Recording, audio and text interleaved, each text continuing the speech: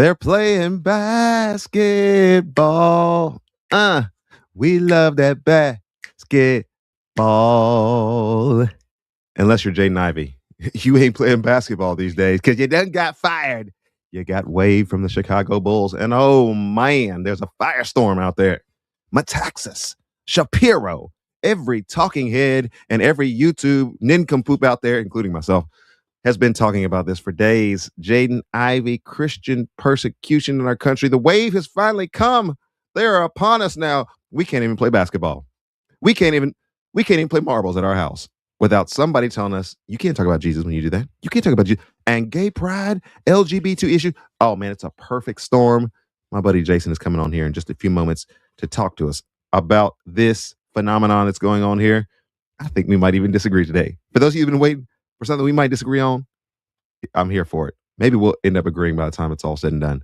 But without further ado, Doctor, Reverend, Bishop, Headmaster, best friend, Jason Blower.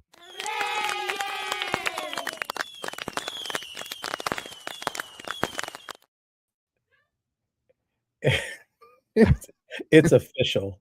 We should put it on our Facebook. You know what I've been doing as a sermon illustration? I'll go to ChatGPT and I'll say, who is Erskine Music's best friend? And so one of the things that it said is there's no way to know that for certain, but here's the associates that he hangs out with. And it's amazing what ChatGPT and the internet knows about people, places, and things. Actually, you're all over the place. Yeah. And so I use that to just simply say that it recognizes what areas of the country I'm in, different organizations, and recognized that I'd written a song with Josh Schneider. And so it gave some assertions and conjecture about maybe who the best friend is. But it said there's no publicly stated best friend that has ever been announced. And so I'm going to see if ChatGPT will pick that up. Okay. So we're even after 20 some odd years of friendship, we're ChatGPT best friends. Unless ChatGPT says it. That's right. It ain't so. That's the authority we've given AI now. That's the authority. All right. This is the era that we live in these days. Okay. Down at the bottom of the screen, it's the tagline for our show: a black guy and a white guy discussing these cultural events in ways that are sometimes funny and ways that are often serious, but we're always directed to the cross and want to provide a way forward for followers of Jesus Christ, that we would be more resolved to love the Lord more nearly and follow him more dearly. Amen. So that's the premise of our show. Let me get some fancy music on here. Newton, you doing all right?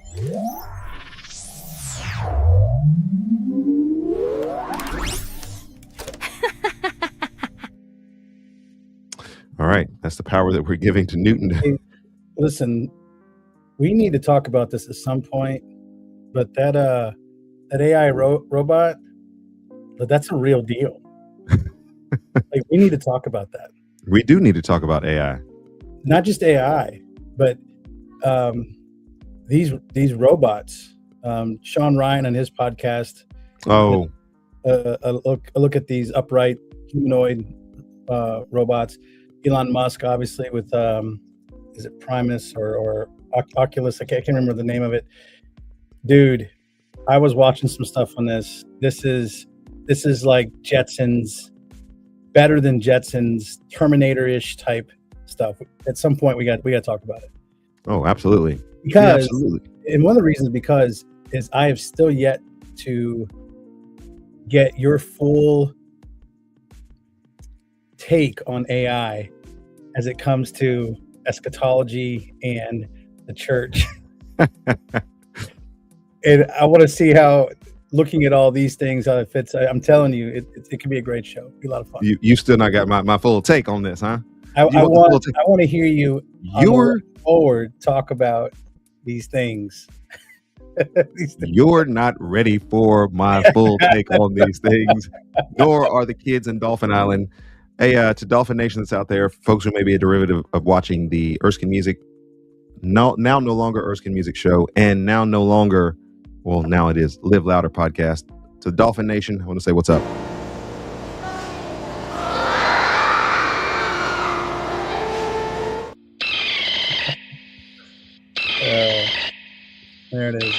There it is. There it is. All right. We goof off a little bit at the beginning of this show because if you know, you know, we're about to dive down deep on this show. But let me get this copyright disclaimer out of the way. In 1976, they thought of something.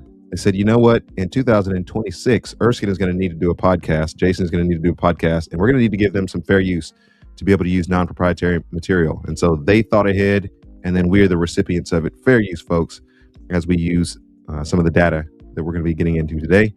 Breaking news, top story, one of the top stories, still at war in Iran.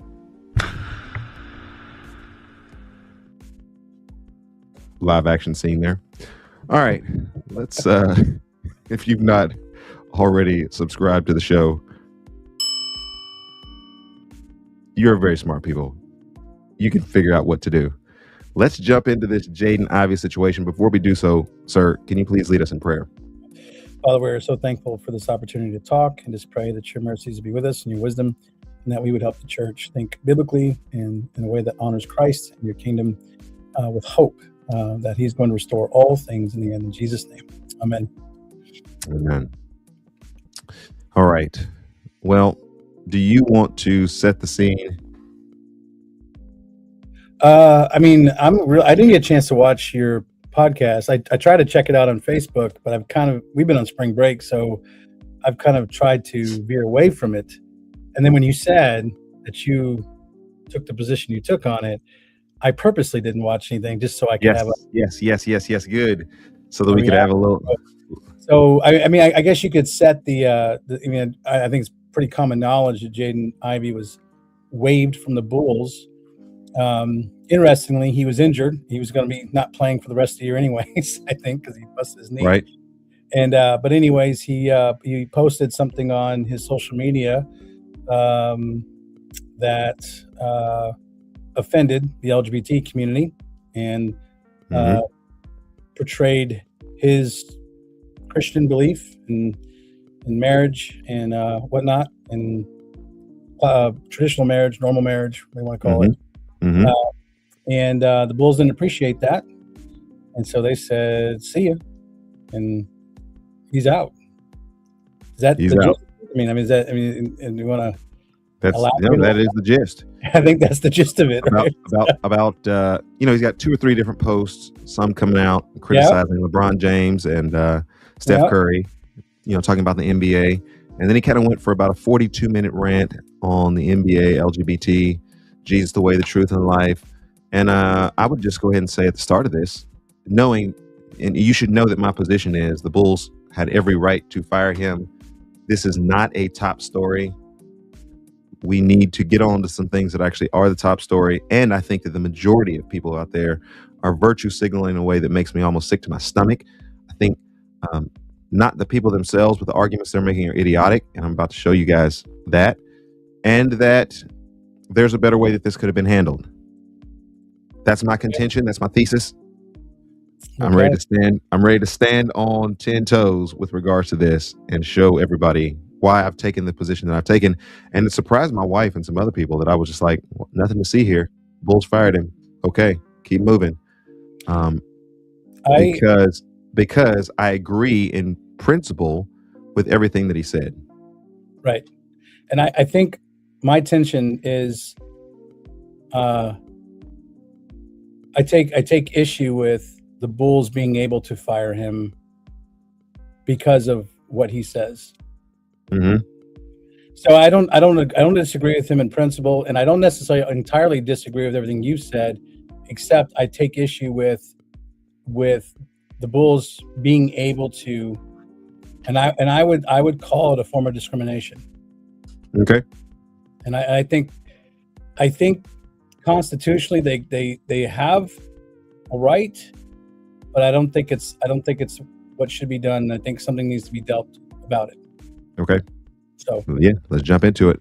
All right. Let's start with a little Ben Shapiro, someone that we all know and respect to a certain degree, and kind of dissect some of his comments. Top story for today: Jaden Ivey's firing being waived by the Bulls. Is this persecution, or is this part of the process of living in a fallen world?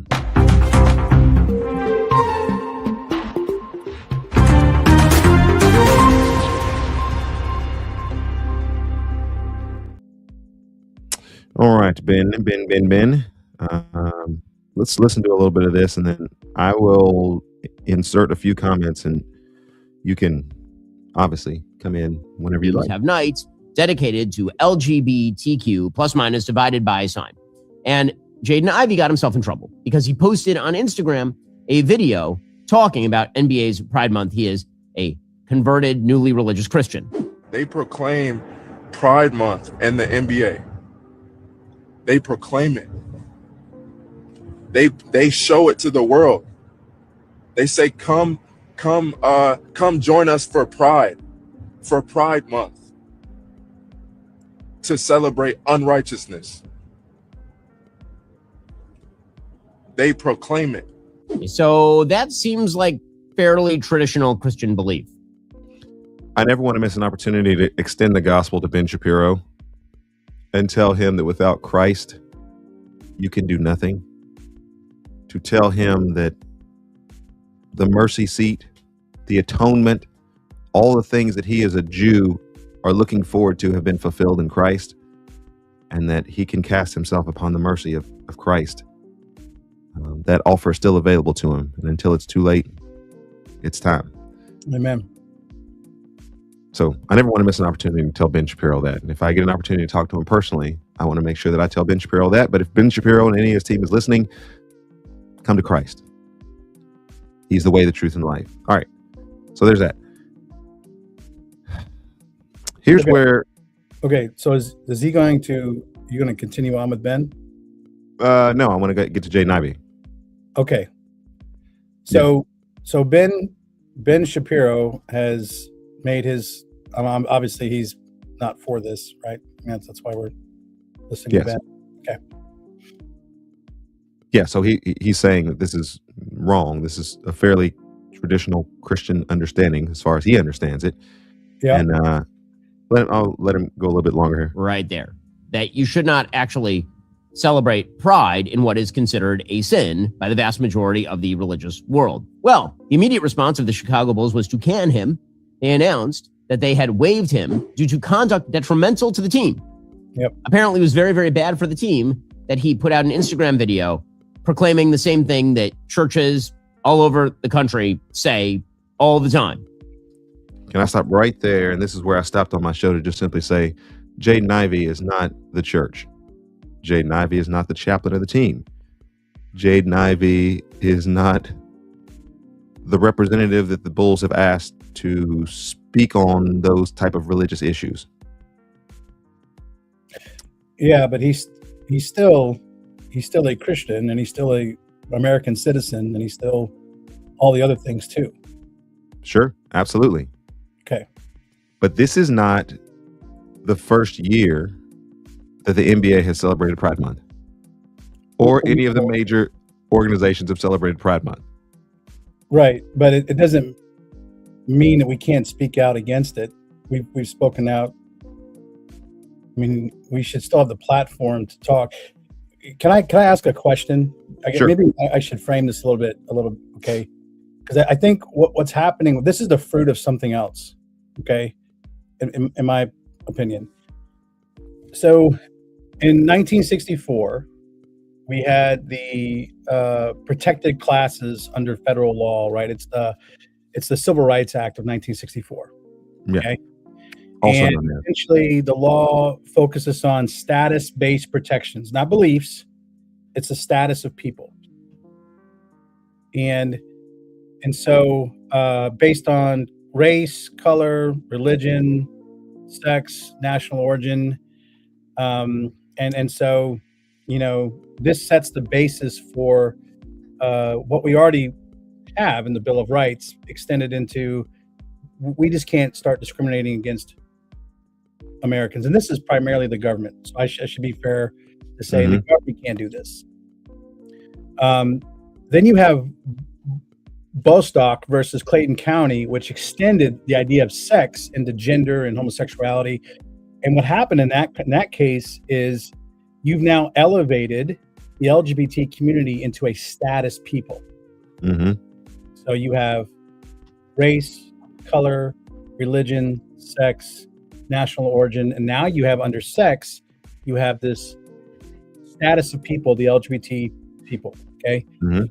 this is a problem. This is where our roots began. The Civil Rights Act of 1964 is wonderful, but Supreme Court Justice Neil Gorsuch, or whatever, I can't pronounce his last name. Gorsuch. He pretty much said that an employer who fires an individual merely for being gay or transgender defies the law.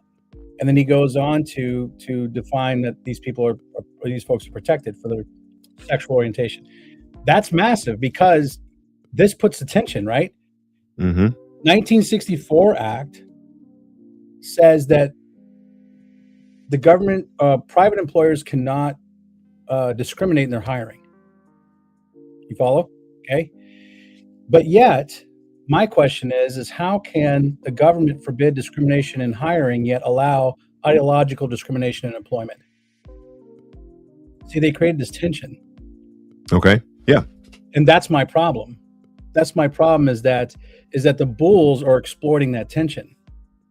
And I think that it's going to cause, first of all, the whole shift in 2012 with President Obama's view of homosexuality, and then it growing into the 2020 court case, which pretty much gave this LGBT identity as a protected legal category, is now going to create tension between religious identification, religious convictions, and sexuality in marriage. That's what this is the fruit of that. This whole conversation is the fruit of those decisions. So I would say that tension has existed before. That tension, whether or not we've known it or not, that tension has always been there. And I think that we have maybe tacitly looked at organizations that we either are in favor of or are not really even concerned about that much and just said they can do what they want to because it allows freedom on the other side for me to do what it is that we want to. Because on the other side of this, hold on 1 second. I'm sorry. Let me just state this. On the other side of this, if it's a conservative versus a progressive opinion and somebody says something like, hey, we really were in support of Charlie Kirk, the way he was assassinated, and they came out and they made some kind of offensive speech. They were fired as a teacher, or they were fired from some kind of major network and broadcast because of that. We would look at that and we would say, yeah, it's good. Fire them. They shouldn't be talking like that. As a private employer, that opinion is so out of step with the organization or where the culture is at, they could be fired for that. Well, there's a couple of things with that, though. The one is that's speech advocating violence. I don't think that's the same as the protected right to religion and to protected, because this is not just free speech. This is the tension between religious conviction, a stated Bill of Rights. You have the freedom of religion inside of this country, and I don't think that tension existed before we made the LGBTQ community a protected status people. We didn't have it because the religious freedom always trumped, because it was a protected right. And so now what you're having is you having the government who says, okay, we can't hire, you can't discriminate when you hire, but you can discriminate in your ideology and your employment. And that's what's happening with the bulls. It's his Christian belief in marriage and his view that this protected status of people is now who the Bible is acting unrighteously. He is now expressing a deeply held Christian conviction that's been for the last 6,000 years and was embraced in this country since its inception until just recently, that he is now going to be penalized for his religious convictions to his employer. And I think that there's a problem. There's a real problem there. This is going to grow. And if we don't address and deal with this, we're going to have a real problem. And so I'm trying to locate problem as in this sets a dangerous precedence, or problem as in we should not have LGBT issues elevated to the status of being a protected class. Both. I see two points of reference there. I don't think the LGBT, I don't think your sexual preference is a protected status. You open that door, and I know people are going to flip out when I say this, but if you open that door, where do you close it? I mean, will pedophiles now be a protected status? Sure. Be a protected status? because if you look at the LGBT, it's gender's always fluid and everything's always changing. How do you protect that? And second of all, I just don't think your sexual preference is a protected status. So, Jason, this is a far better conversation that we are having than what the mainstream media or the conservative talking heads are talking about, because what you are talking about is actually the crux of the issue, and where I would advocate that we actually need to spend the bulk of our time. If there's laws or interpretation of laws that need to be changed within the context of the federal government that are going to relate to private organizations, we need to start there as the genesis of the conversation. Right. But I'm starting with, here's what we have presently, and here's what the Bulls did, which was within their constitutional right to be able to respond this way. And it's not surprising that this happened, because this happens, I think, not just in this situation, but it's happened in a lot of occasions, and it happens in everyday life to some extent. If I were to be a school employee, you and I both work for the public school in Texas, and I were to go on a rant on my Facebook about the school, the organization, maybe some of the other teachers that are known, I would be disciplined. I may even be fired, depending on what it is that I am saying. I think we get to the workplace and we can hold beliefs and we can articulate our views, but I think there's a line of wisdom that I don't think people are taking into account here. I think he crossed that line to a certain extent. And see, Russell, I get that, because I don't want to take rights away from companies. If you start letting the government start to draw these lines, I mean, you start messing with communism and socialism pretty quickly. I feel that tension. You know what I'm saying? I feel that tension. What I'm saying is, I think the courts have made a mistake. This idea that protecting the LGBT as a protected class, a status of people, was a mistake. It's creating a tension between your freedom of religion, speech, and this other group, right? Because they didn't take into account how these two status peoples are meant to engage each other inside of our pluralistic society. Now, and there's not a lot of precedence for companies having these restrictions, even though if you go back into civil rights, I mean, everybody was just rightly pissed that these companies were not hiring people properly. I'm going to look at the comment section in a second. I'm sorry? I said, I'm going to look at the comment section in a second. I know there's some people who have commented. Yeah. So, but there was a case, and this is a rare case, but there was a case in 1946, Marsh versus Alabama, where the court considered whether a company-owned town could restrict religious expressions. A bunch of Jehovah's Witnesses were handing out literature on sidewalks on a town-owned corporation type thing, and the private court owned. Said, yeah, and the court said private owned, and the court said that the company functioned like a public. How do they say it? When private power takes on public function, constitutional protections may follow. I think that's what Justice Hugo Black said. Okay, and so there is a place where the court has said, hey, look, whenever these companies begin to function more publicly, and I'm not even sure what that even means exactly, that they constitutional protections can follow, and then also restrictions, I guess. I don't think this precedent is not established very well. I mean, they don't use this doctrine very much at all. But I think the principle that it raises is that large institutions like the Bulls, large corporations like the Bulls, shape our culture and public discourse. And where do we, as a people and as a government, find accountability and find that protection when these companies begin to go overboard or cross certain lines constitutionally? That's the point I'm bringing up, right?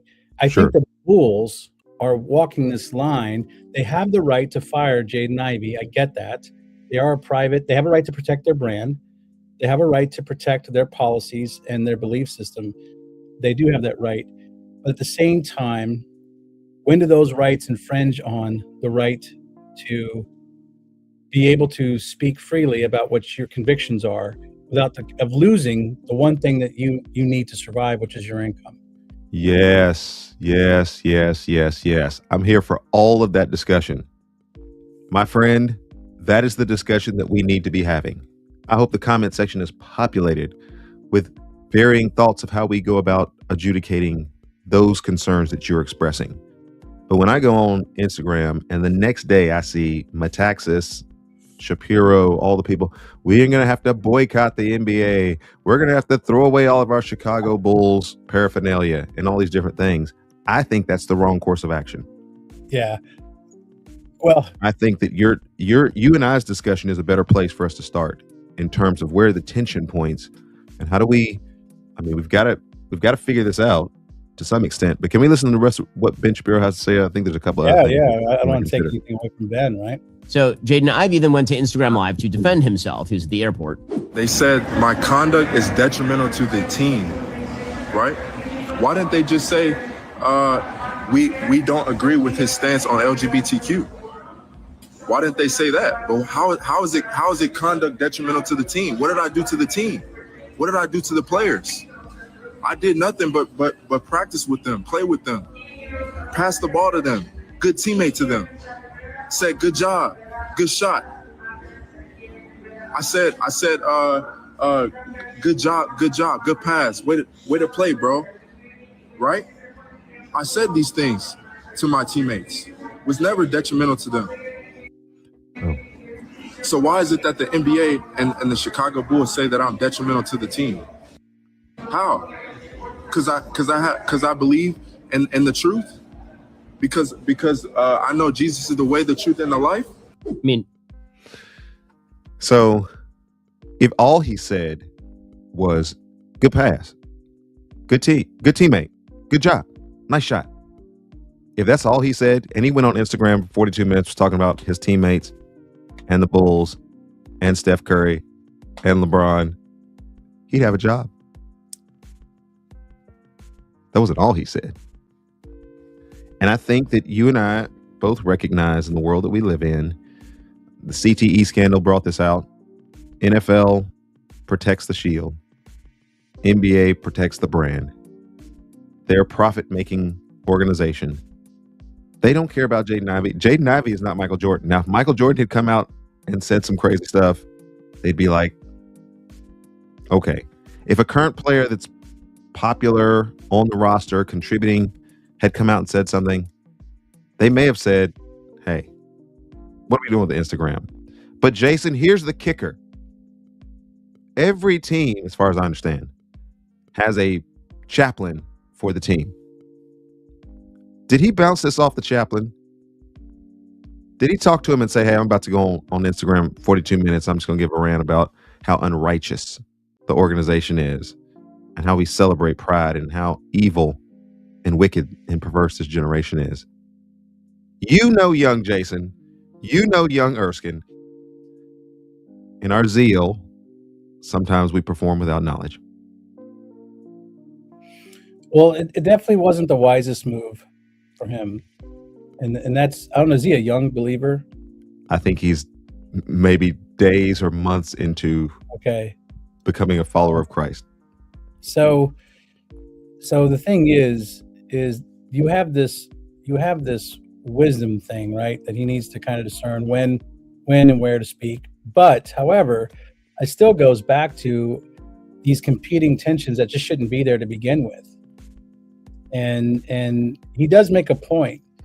He's essentially offending the brand. And there is another course of action that Chicago could have taken with this. They could have disciplined him. They could have said, hey, we don't agree with him. They could have done all kinds of things. But they wanted to make a point because the problem with this conflict is you have two competing moral authorities. Mm-hmm. Right? So you have one system that's demanding affirmation of identity. That's the LGBT group. I mean, I'm sorry. Either you buy in 100% and you identify with us or you are out. I think that's been made clear, especially through wokeism. But the other demands obedience to God's truth, and what he said was correct in the sense that it is unrighteousness, it isn't right. But then, of course, you have to be discerning about how you go about those conversations. And is this conversation the best conversation to have right now, or is there a better way to have these conversations where you give yourself some room? Because when you just come out attacking, I feel for him, because I feel like a lot of our athletes are just morally cowards. And I don't find very many of them worth watching as far as their social life goes. That even goes for Steph Curry. I love him on the basketball court, but I've not been a fan of him and some of the things he's said or supported. And I'm like, he has a right to do that, and he lives in America, and that's great. And I understand that he seems to be like a pretty legit nice guy. But when it comes down to push comes to shove, as people who are professing Christ, we need some stronger athletes, and so Jaden Ivey somewhat tried that, but he obviously crossed the line for the Bulls, and they took the position they did. Again, I just feel like this tension, this is going to get worse. This has been building up since 2012, 2020. Now, to be fair, the court has been more aware of this tension, because you remember the Colorado baker, the Masterpiece Cake Shop. Uh-huh. So the baker declined to create a wedding cake for a same-sex couple, and that was in 2018, something like that, 2016, and the whole woke people went nuts and just thought this was going to be a slam shut case where the government's just going to come down on this cake shop, and it didn't. Actually, the court ruled in favor of the bakery, that the commission, the Civil Rights Commission of Colorado, that their actions were inconsistent with the First Amendment's guarantee that our laws be applied in a manner that are neutral toward religion. That's what they said. You also have the creative versus Ellenus, I think is what was that the Seattle case? No. It was a web designer, again, in Colorado. Okay. That required her to the same-sex people wanted her to create websites celebrating same-sex weddings, and they said, no, you can't do that. Now the difference is these are owners of institutions, like they own their companies. You know what I'm saying? That's the difference. Mm-hmm. I mean, Jaden Ivey doesn't own the Bulls, so he's an employee with the Bulls. So the court has been in favor of making sure that companies themselves are able to withhold their constitutional rights and their convictions, religious convictions, against the tension of the LGBT. But they have not made the step where they say, hey, look, if you're an employee, you can't be fired over your religious conviction. That to me, I think is just, I don't know. I think it flies against what they've stood for in 1964. Yeah. If that were the case and that were the discussion, I'm here for it all day long. But I think you identified something, Jason, and everything that you said is absolutely correct. And I think we are just hitting the button time and time again with what the actual issues are in this case that have been brought to the forefront. But here's a situation where the culture that we live in, there's two ways. Jesus said there's a broad road and a narrow road. If you want to make a bunch of money, and Vodi Bakum is kind of the classic example of this. He had potential to go to the NFL, and he had agents that were telling him, go to the combine, get drafted by a team, play a couple of years in the NFL, you'll have money, then you'll have a platform to be able to talk about Jesus.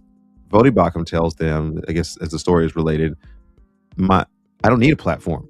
Jesus is my platform. That is all what I'm going to speak about. Yeah. So he doesn't have the money. He doesn't have the experience in the NFL and all those different things, because that would have been incompatible at that particular time. In Christian music, and I'll just speak about myself, people say, why don't you talk to major record labels? To your point, Jason, we got a bunch of cowards in the Christian music industry. In the Christian music industry, we have cowards who will not speak about these issues. They're not going on their podcast talking about how evil and unrighteous the LGBT community is and how that itself has foisted itself as a form of religion in our culture and trying to adjudicate these issues. They're cowards because you know what they can do? They can go to a show, they can sing their little songs, they can dance around, have a couple of lights, sign a couple of autographs, VIP experience, never talk about these issues and make a lot of money. So you got to make a decision in this world, Jason. You got to make a decision in this world. Are you going to talk about real stuff?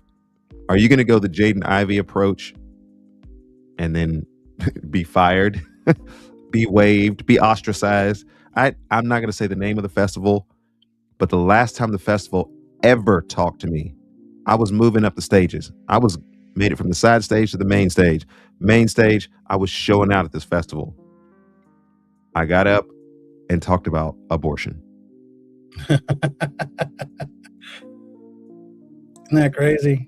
Never heard a word from that festival again. I'm not saying it's because I talked about abortion from the main stage in my performance and the allotted time that I had up there. Yeah. But maybe that was conduct that was detrimental to the team. Man, you mess with their brand, you mess with their money, and somebody might have got uncomfortable. And I just think that there's a part of that is, I think Jaden Ivey has the skill level and the talent once he gets healthy to be able to make it on with another team. I think he'll probably have some people that'll come and say, hey, you can go one of two ways. You don't have to play in the NFL or the NBA, excuse me. You can go and start a ministry and do whatever that you want to do. You got a lot of groundswell support, and there's a lot of people that are in favor of you and maybe bring to light some of these issues. Or you can go play in the NBA and, unless asked, maybe you don't volunteer. All of that. Or maybe in your own podcast in the off season, you could talk about some of those things. Yeah. Well, it's funny because I have a couple of ideas and a couple of questions. One, I think this all goes back to money. Because you kind of hit this in the nail. Absolutely. Michael Jordan would have done this. We ain't having this conversation right now, especially mid-90s after three, 4 championships. We're not having this. He's not fired. He's not waived. Of course, in the 90s, he's probably not waived anyways, just because, different times. But, they're not going to waive him. All of Chicago sports are extremely liberal. The Cubs, the Bears, the Bulls.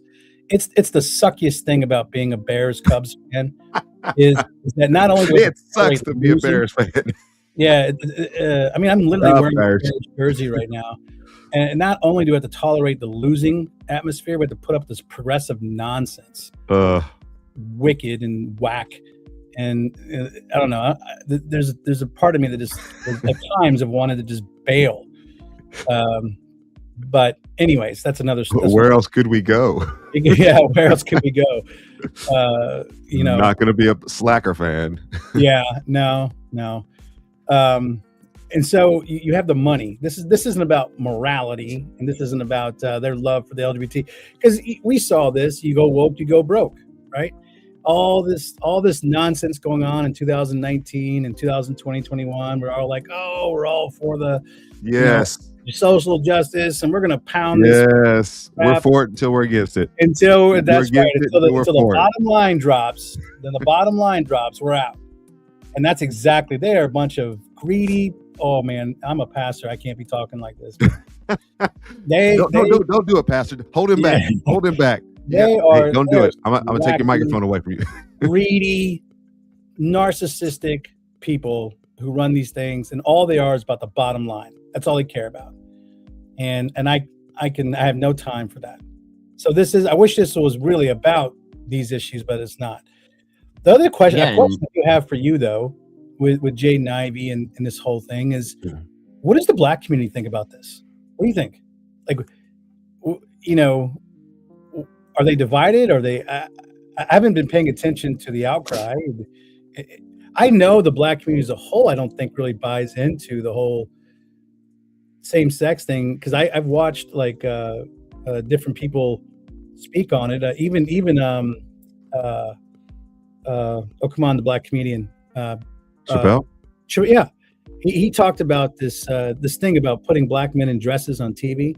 Did you ever watch his interview? No, I didn't watch that interview. You should watch it because he explores this thing that happens where I heard about it. What they do to black men on TV, right? And I thought that was interesting. But I'm curious, Erskine, what's the black community think about Jaden Ivey's position and the Bulls and all this? Well, let me give you the condensed down version of what the black community thinks about Jaden Ivey's situation. being that you're black. Speaking as the lone representative of the black community. I go no farther though, Jason, when, obviously we have a categorical error when we begin talking about race. Talked about that a little bit with Doug Morrow this last week on my show. And I even hate to give the categories the way that our world is given the categories. It's just so jacked up. But if we were to use the NAACP as a bellwether of what we would say some black people think, maybe even a majority if we were to, divide that up in the statistical category, we would say that the NAACP has been reticent. Well, I'll just go ahead and say they have just kowtowed to the LGBT community. And again, it comes down to, you're a pastor and I'm a wannabe pastor, this greedy, conniving, couched with the veil of we're trying to help the advancement of black people in our society, but it's really money grab, grifting of the NAACP and a mindset that says, oh, this is okay. As long as we look the other way and we get the money and the influence that it comes from partnering with this position, we'll be okay. And I think that it's backwards. It's evil. The NAACP, as far as I'm concerned, is irrelevant. After about 2 days of its existence, they just have shown themselves time and time again through the years to be irrelevant.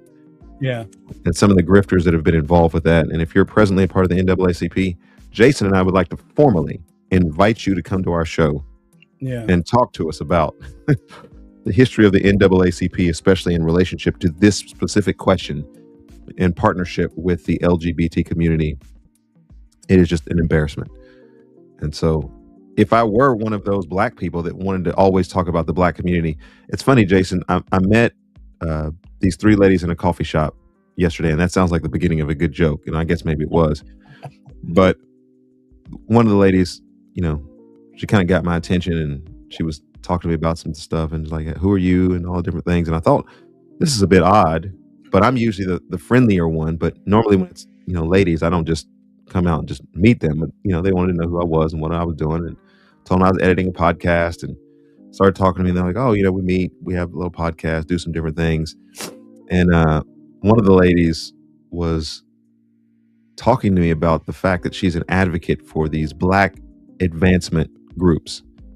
And it was all I could do, Jason. All I could do.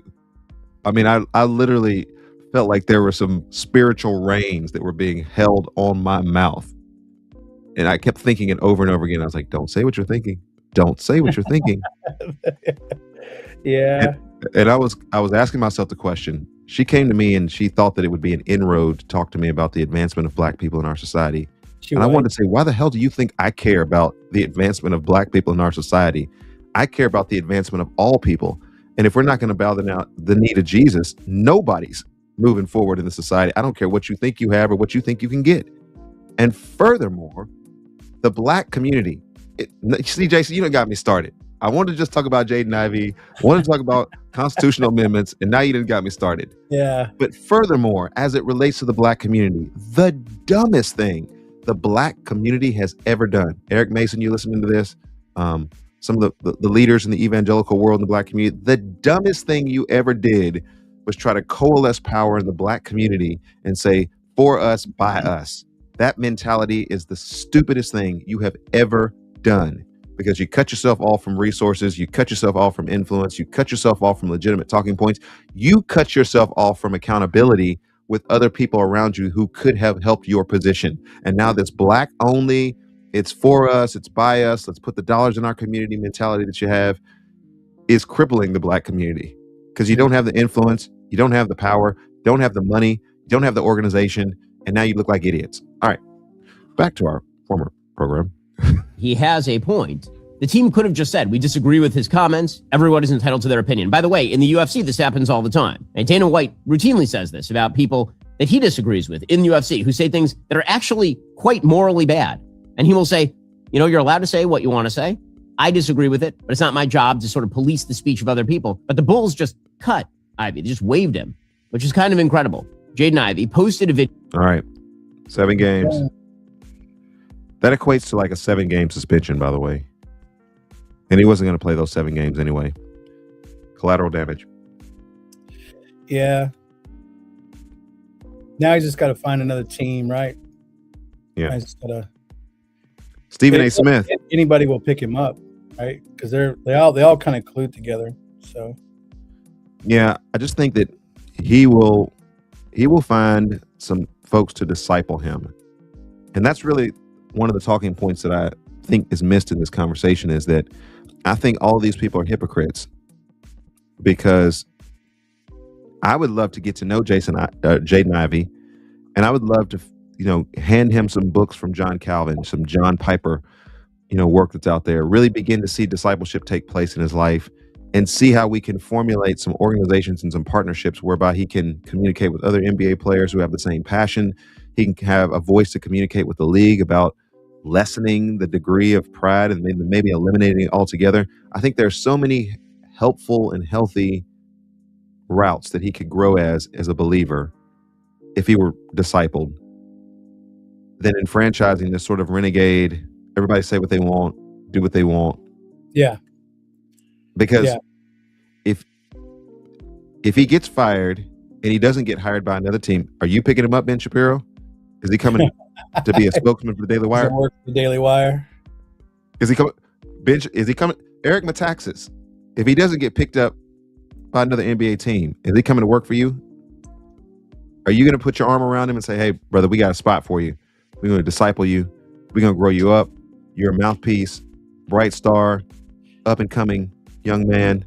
He can come coach basketball at Litchfield Christian School. He can make in 1 year what he probably made in a day, in a week. Oh, you mean one game? Yeah, one game. Half a game. Yeah, probably. Yep. Yes. Half a game salary. Yeah. Litchfield Christian School is willing to pay you That's right. to come and coach there. That's and it. be an influence in the community. Yep. So let's hear Stephen A. Quote, unrighteousness, end quote. Ivey has been active on social media lately, vocalizing his religious views.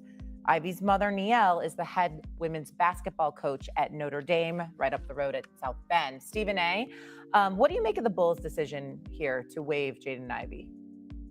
It's perfectly within their right to do so. I've only met Jaden Ivey once or twice. I liked him. I met him when he was drafted. His parents were there, obviously.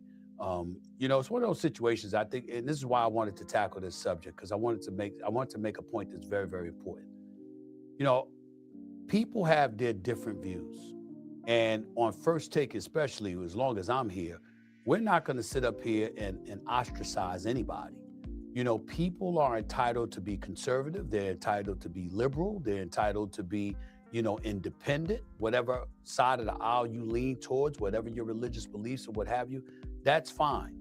But what's needed in terms of the message that's being conveyed, what's needed to be brought across is that just as I said, those individuals have that right, so do the Bulls organization or any organization. They have a right to be picky about who they want representing their brand and their product, as does the NBA. The NBA, the NFL, and various sports leagues pride themselves on being inclusionary. That's a fact. That's the way that it goes. That's where the money goes. They don't want to come across as alienating anyone. And when you say things and do things that are antithetical to anything that they represent, then you're going to hear from the brand. And by the way, Jaden Ivey, listen to me, my brother. I work for ESPN, which is owned by Walt Disney. It doesn't mean that I have to parrot Walt Disney's speech, or I have to march lockstep in every single thing that we believe as a company. Yeah, you do. Yeah, you do. Stephen A., I'm telling you, I like Stephen A. a lot, even though I disagree with half the crap he says. I like him. I think he's good. He's good for sports, and he doesn't like the Dallas Cowboys, so that's kind of fun. But I'm sorry, when Disney says jump, Stephen A. says how high, because at the end of the day, they will cut him. They'll do away with Stephen A. Well, in his book, he talks about that. Yeah. I actually finished reading the book Straight Shooter while walking around at the sanctuary. I guess it was one of the times we were visiting at the church in Litchfield. It's funny when you're reading a book, especially an audio book, you remember where you're at when you're reading it. Yeah. I remember walking around the sanctuary for hours listening to his book, Straight Shooter. And he would be a person that would be interesting to talk to about this, because he actually, I think, has run his mouth quite a bit, gotten himself fired, and then gotten himself rehired and kind of rebuilt his brand. Yeah. And so I think maybe that's, he says some other things in here, but I think that's maybe the admission that you can actually talk crazy. And I think that Colin Cowherd actually says it best. I'll pop over to him in just a second. But you got to know when, where, to whom to pick your spots. Yeah. And I think that that's sort of characteristic of all of life. Yep. Timing. No. Timing and context. Know the matter. battle, know when. Use discernment, But like I said, I like Stephen A. a lot. I enjoy listening to him, even though I would disagree with him on some things. I think he tries to present, at least according to his worldview, a fair shake on his worldview. Mm-hmm. And that's the same reason why I can listen to, like, even Bill Maher and Pierce Morgan and some of those other guys. I think they hold a different worldview than I hold to. But I do think they try to provide some balanced time for discussion and put fair pushback. You know what I'm saying? Sure. And so I can appreciate that. But at the end of the day, when Disney signs your checks, and the same philosophy is applying to the Bulls, he's obviously accepting with Disney. And I don't disagree with what he says. I'm just telling you, this goes back to something that was created by the government when we didn't clarify this protected people very well. So, Colin Cowherd, I actually sometimes love Colin Cowherd. Sometimes I very much dislike Colin Cowherd, but I think that he always always keeps it a buck. Yep. They're dying for guard play, and they let him go. Why would that be? Bulls, 7 games left, said hit the road, which they have every right to do legally. Here was their coach, Billy Donovan. We have people from all different walks of life working in the building, and players from all different walks of life, right? So the first thing is, everybody comes with their own personal experiences, but one is we got to all be professional. I think there's got to be a high level of respect for one another, and we got to help each other, and then be accountable to those standards. You are always entitled to your own opinion, but you're never entitled, especially if you're not productive or you're disappointing, to disrupt the workspace. And that's the thing about life. I tell my kids jokingly, half jokingly all the time, be really. Is that standard equally applied to Jordan Ivey, though? Because what he is saying is, if he's entitled to his opinion and he holds this opinion, are you firing the LGBT person when they do the same thing he has done? And I don't think that's the case. No, it's not the case. And let me be clear about the fact that it's not just scales here, but it didn't just get like this. It's been like this. But it doesn't matter if it's been like this. It's still wrong. What they're trying to do is apply a standard. They're trying, again, here's that tension of protected status people. When you have two status people who fundamentally disagree with each other, I mean, fundamentally disagree with each other. How do you protect one over the other? When and inside of this situation, when the LGBT seems to be the most preferred right now, right? That's the most preferred. They're not applying the scales of justice there. They're going to tell Jaden Ivey to sit down and be quiet, which is what they told him to do. And so if you're going to go on this idea that you're entitled to your opinion, but you need to shut up about your opinion, that's not being entitled to your opinion at all. And the preferred status then is the LGBTQ. That's what they're saying. That's the preferred status. Sure. If you don't have the preferred status, then you're going to find yourself suffering the consequences. Again, legally, the Bulls have the right to do this. I understand it. I don't think it's wise. I don't think it's good. But the Bulls were given this because the government failed to resolve this tension. And so that's yes. So what I'm saying about that is it didn't just get that way. It's been that way. So every NBA player, NFL, Major League player is signing on to a league that is already biased against their views. If you want to precipitate a fight or a discussion, you can go on a rant on Facebook, and then maybe if enough people start doing that, we'll end up having to duke it out because it'll be such a workplace disruption, players agreement disruption, money disruption, that now we've got to solve the issue. But I think most players sign on to the league knowing that there's going to be a gay pride, because there was a gay pride or month or week or celebration or show or whatever it was. And Doug Morrow actually said something that I thought was kind of insightful. Do you remember when the Atlanta Hawks were trying to get like that Magic City Strippers Club to like sponsor a game and like do some sort of crazy thing there? Were you aware of that? No. Well, anyway, there was enough of an outcry from like D1 Christian rappers that were out there and some folks that were just like, no, this absolutely is unrighteousness. It's wicked. You speak out against it. He started a grassroots movement and they were able to get that canceled. And so maybe Jaden Ivey is thinking he's got some momentum with the Chicago Bulls and he'll be able to pull the same thing off and get him to cancel Gay Pride Month. No, he's not going to be able to do that. Listen, Gay Pride Month is embedded in their moral priority. And the framework that we're working, it's not neutral. And I get what you're saying. He's got to sign on to this.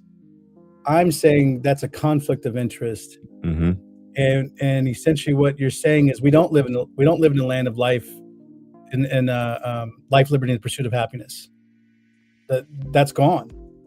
And I know that Christians have to recognize that the legality and the constitutionality and morality don't always align.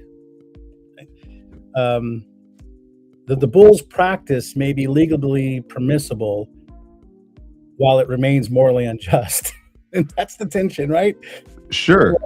That's where I think the pushback is coming so hard, as we're seeing that out loud, and it doesn't sit well with Christians. It doesn't sit well. I think it doesn't even sit well with religious people in general, which is like 98% of the world, and still a big portion of America. But you know what? There it is. I mean, I don't know what else to say.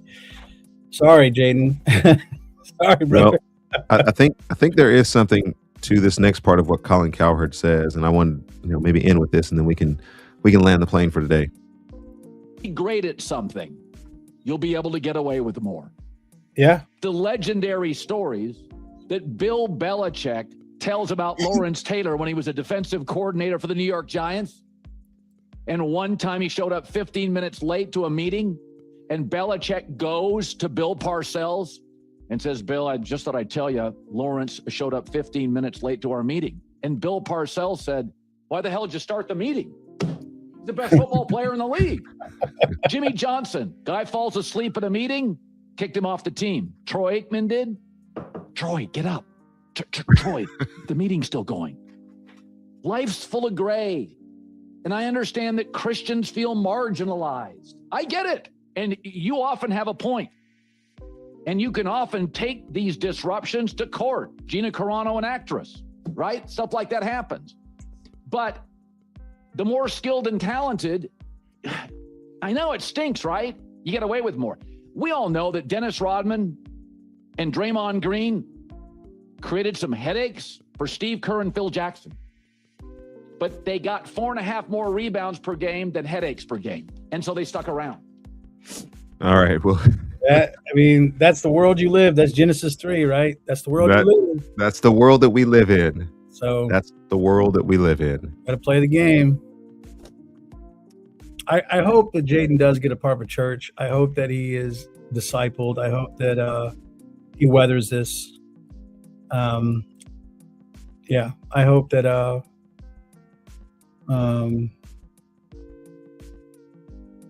I hope he learns how to speak truth in love with wisdom and gentleness. Or, Jason, if I could interrupt you, to speak the way that he's speaking, knowing that the consequences of such is going to put him in a different arena than what he's in. Yeah. And I say that figuratively, but also literally. He may become a pastor, in which on my show, I can talk any way that I want to talk. That's right. I'll go create my own league. Yeah. Yeah. I got a lot of different options out there. There'll be 4 players in my league. Yeah. Averaging a sum total of 57 cents per game. Yeah. But you know what I'm saying? It's WNBA will outperform what we do in the world that we live in. But I think he's absolutely right. And don't we see this? There's this, pretty bias that we have in our culture. There's the rich bias that we have in our culture. Yeah. We've talked about a couple of things. Yeah. If you look a certain way, you speak a certain way, you have a certain demeanor, people give you more passes. Yeah. Carl Lentz will probably get back into ministry. The beautiful people, even in the church, the church, even. And beautiful so get it. I don't want us to be thinking that this is like if Jaden Ivey is averaging 27 points a game. Jordan, I'm sorry. Goes back to Jordan. If you can get away with it. The Bulls would have found a way to come out with a public statement, although we don't agree. Although we do not agree, and we think he should change his position. We still like 27.5 points a game. Exactly. Exactly. So I don't want people thinking that, one, I'm in support of the LGBT community. Not anything about that is, what resonates with me. But the world that we live in is one in which I don't want to see hypocrisy rule the day. Yeah. Because these same people that are very much in support, we support Ivy. I want to say, keep that energy. Keep that energy in all of life. Yeah. For this young man. Keep praying for this young man. Support him in his future endeavors. Yep. Or, as I fear, when the next news cycle, the news story comes along and there's something else that Christians can chase, we'll forget all about Jaden Ivey. They will. Suckers. Yeah, suckers. This is so unlike me to be calling Christians suckers the day before Easter, but this show falls where it falls. I think I just grow weary with the Western church so much. The American church in general just frustrates me to no end sometimes. And I don't want to take it. It's a way forward takeaway. Like we got it, but well, I'll tell you what. The way forward takeaway with this is there's a framework that we have to look at, right? So if Calvin has taught us that God ordains all things, yet he also holds that tension between humans being accountable, responsibility. One of my favorite quotes by Abraham Kuyper reminds us that Christ claims authority over every sphere of life. Every square inch is mine.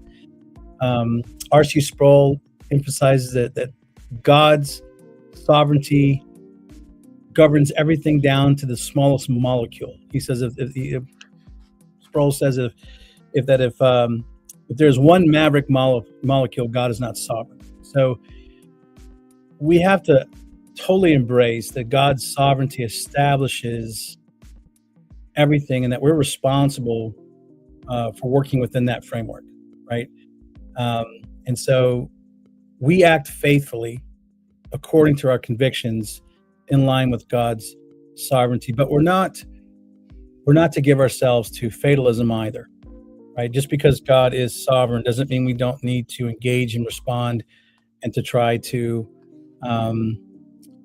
restrict wickedness or approach or address wickedness, right? So fatalism believes that it's just going to be what's going to be, so I resolve myself to whatever the consequences are. I don't think that's inside of the Christian faith either.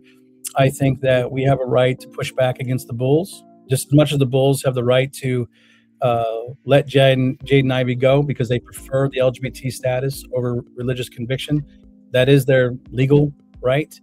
I think that we need to push back against that in the sense that is, though legally permissible, it seems it is morally unjust. And I think that the government, as much as I'm for small government, needs to readdress the constitutionality of this protected status they've given to the LGBT community. I think it's going to essentially erode religious liberty that we have in our country. I think Christians need to be about both. And I think that Christians need to understand that the law distinguishes between identity and expression. That distinction explains why an employer may face liability for refusing to hire someone based on their identity, race, gender, whatever, while retaining the authority to discipline, I guess, any kind of speech that goes against their brand or conflicts with their policies. And that means that the framework that we live in does not operate in a neutral system. It reflects that there are moral priorities that are embedded within the law and with the company that you're working with. So as Christians, we need to understand that. And that's what Erskine was getting to, is you need to understand what you're signing on to. And so we have to embrace that tension. We have to trust God's sovereignty in that tension. We have to act righteously in that tension. And we have to accept that at the end of the day, God is in the heavens and he does as he pleases, and he will restore all things at the end. And I think the churches need to do a better job of teaching that to the people, and the people need to incorporate that understanding inside of their discipleship. That's the way forward. Excellent. Let me get my screen here. Back again. Check it the record. Let's begin.